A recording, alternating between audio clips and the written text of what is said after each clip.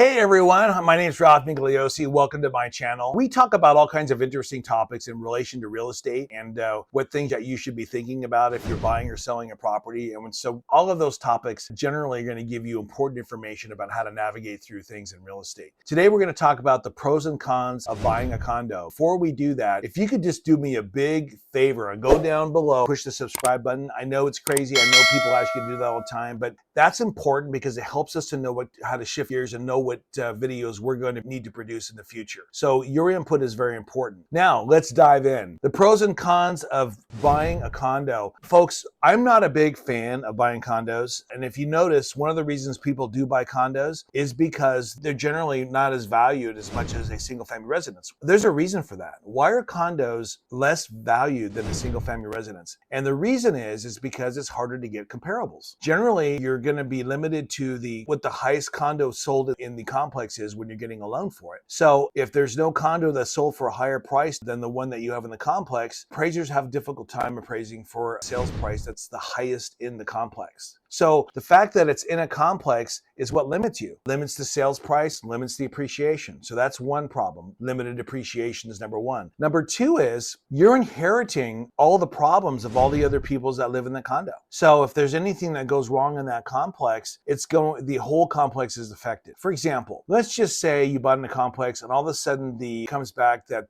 some of the buildings in the complex are inferior. Well, that'll come out in what's called the condo certification. So number two is the condo certification, which is required for a lender to fill that out to make sure that all the guidelines fit for the condo with the lender. These are called warranted condos. Warranted means that they follow all the rules of the industry. For example, if there are a lot of rentals in that complex, it becomes unlendable. If it falls below 50% of the owner-occupied transactions, that's going to be a problem in many cases. So that's an issue. If there's a budget issue, if they can't pay for things in the complex and the budget becomes a problem, that's certainly going to cause an issue in the future. Well, not only with the lender, but with the fact that somebody could take all the money. What if somebody sues the complex? Well, if somebody sues the complex and wins, all of the condo dues that's supposed to do all the repairs for you, including roof or anything that goes wrong with the complex, is gone. It's completely gone. So in my opinion, I would avoid a condominium